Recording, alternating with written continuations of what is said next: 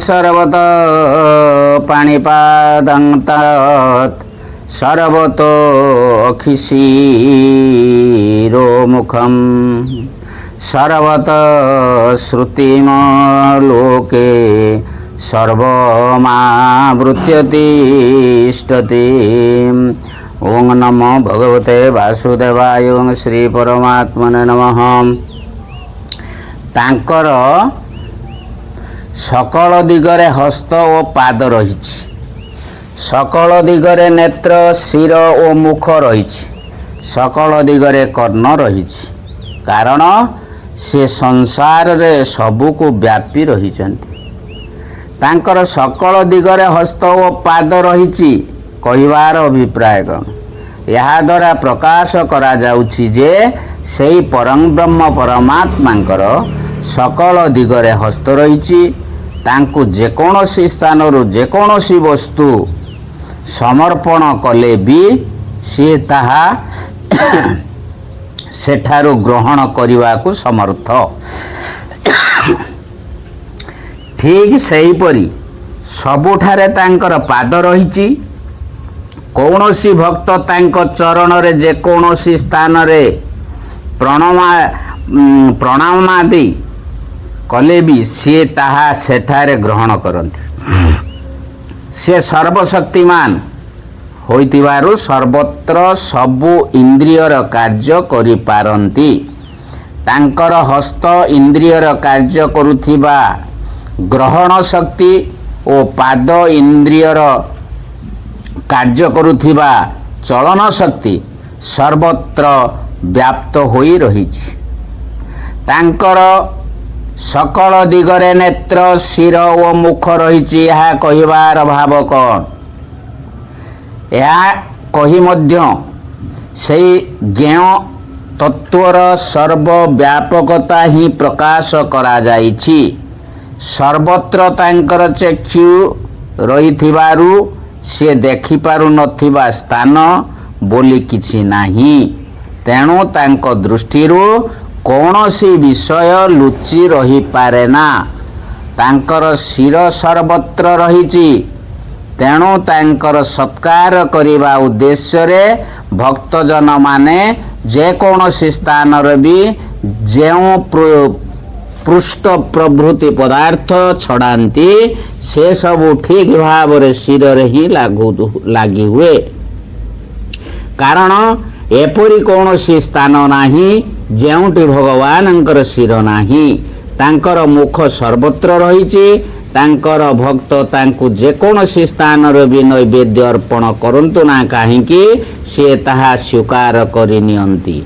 कारण एपरी कौनसी स्थान नाही जेउठी तांकर मुख नाही। अर्थात सेई ज्ञेय स्वरूप परमात्मा सबु किछिर साक्षी सबु किछि दर्शन करि पारंती तथा समस्तंकर पूजा और नैवेद्य स्वीकार करने को समर्थ अटंती। तांकर कर्ण सर्वत्र रही। कहिबार अभिप्राय कौन?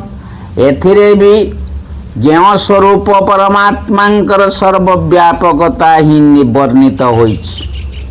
कहिबार अभिप्राय यही जे सही परमात्मांकर श्रवण शक्ति सर्वत्र रही। तांकर भक्त जेकोसी स्थान रे स्तुति बा प्रार्थना कले बा किछि जाचना कले भी से ताहा भल भाव रे सुनी पारंती। से संसार रे सबको व्यापी रहिछंती बोले कहिबार अभिप्राय कौन? एपरी कही मध्य सेई ज्ञेय तत्वंकर सर्वव्यापकता ही समग्र रूपे प्रतिपादन करा जाइछि। आकाश जेपरि वायु अग्नि जल और पृथ्वीर कारण होइथिबारु सेई समस्तंकु व्यापी रहिछि। सेई ज्ञेय स्वरूप परमात्मा सेहीपरि चराचर जीव समूह सहित समस्त जगतर कारण होइथिबारु समस्तंकु व्यापी रहिछंती। अतएव सबु किछि तांकरी द्वारा परिपूर्ण होई रहिछि। ज्ञेय स्वरूप परमात्मा सर्वत्र सकल दिगरे हस्त पाद आदि ଇନ୍ଦ୍ରିୟ ଶକ୍ତିରେ ସମ୍ପନ୍ନ ବୋଲି ବୁଝାଇ ଦେବା ପରେ ବର୍ତ୍ତମାନ ତାଙ୍କର ସ୍ୱରୂପର ଅଲୌକିକତା ନିରୂପଣ କରୁଛନ୍ତି। ଓಂ ନମ ଭଗବତେ ବାସୁଦେବାୟ। ଓಂ ଶ୍ରୀ ପରମାତ୍ମନେ ନମଃ। ସେ ସକଳ ଇନ୍ଦ୍ରିୟ ଗ୍ରାହ୍ୟ ବିଷୟରେ ଜ୍ଞାତା, ଅଥଚ ବାସ୍ତବରେ ସେ ସକଳ ଇନ୍ଦ୍ରିୟରୁ ରହିତ ଅଟନ୍ତି। ସେ ଆସକ୍ତି ରହିତ ହୋଇ ମଧ୍ୟ ସମସ୍ତଙ୍କର ଧାରଣ ପୋଷଣକାରୀ ଏବଂ ନିର୍ଗୁଣ ହୋଇ ମଧ୍ୟ ଗୁଣମାନଙ୍କର ଭୋକ୍ତା ଅଟନ୍ତି। ସେହି ପରମାତ୍ମା ସକଳ ଇନ୍ଦ୍ରିୟ ଗ୍ରାହ୍ୟ ବିଷୟର ଜ୍ଞାତା, ଅଥଚ ବସ୍ତୁତଃ ସେ ସକଳ ଇନ୍ଦ୍ରିୟରୁ ରହିତ। ଏକଥାର ଅଭିପ୍ରାୟ କ'ଣ? ଏପରି କହି ଦେଖାଇ ଦିଆଯାଇଛି ଯେ ସେହି ଜ୍ଞେୟ ସ୍ୱରୂପ ପରମାତ୍ମାଙ୍କର ସଗୁଣ ରୂପ ମଧ୍ୟ ଅତ୍ୟନ୍ତ ଅଦ୍ଭୁତ ଓ ଅଲୌକିକ।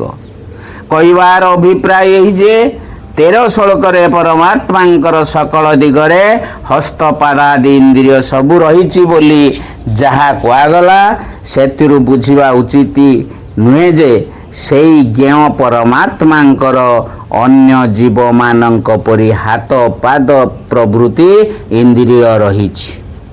ସେ ତାଦୃଶ ଇନ୍ଦ୍ରିୟମାନଙ୍କରୁ ସର୍ବଥା ରହିତ ହୋଇ ମଧ୍ୟ ସର୍ବତ୍ର ଇନ୍ଦ୍ରିୟ ଗ୍ରାହ୍ୟ ବିଷୟ ସବୁ ଗ୍ରହଣ କରିବାକୁ ସମର୍ଥ। ତେଣୁ ତାଙ୍କୁ ସର୍ବତ୍ର ସର୍ବ ଇନ୍ଦ୍ରିୟ ସମ୍ପନ୍ନ ଏବଂ ସର୍ବ ଇନ୍ଦ୍ରିୟ ରହିତ ବୋଲି କୁହାଯାଇଛି। ଶ୍ରୁତି ବି କହନ୍ତି, ଅପାଣିପାଦୋ ଯବନୋ ଗୃହୀତା ପଶ୍ୟତ୍ୟଚକ୍ଷୁ ଶଶୃଣୋତ୍ୟଚକର୍ଣ୍ଣ।